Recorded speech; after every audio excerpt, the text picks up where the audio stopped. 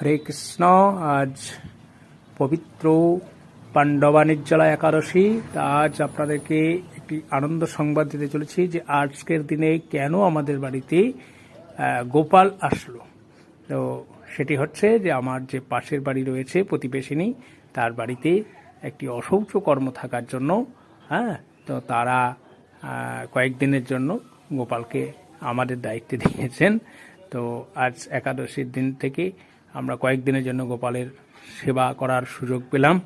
তার জন্যে নিজেকে খুবই আনন্দিত লাগছে এবং আমার মেয়ে তো অত্যন্ত আনন্দিত। গপু সোনা ভাই 8 বছর বয়স, তার অত্যন্ত আনন্দ উপভোগ করছে এবং আপনারা আশীর্বাদ করুন যেন আমরা এইভাবেই একের পর এক ভগবানের সেবা দিতে পারি, যাতে আমাদের জীবন অন্ততপক্ষে কৃষ্ণময় হয়ে ওঠে এবং পাশাপাশি গোবিন্দ যেন আপনাদেরকেও আশীর্বাদ দেন কৃষ্ণময় জীবন হয়ে ওঠার জন্য। ধন্যবাদ।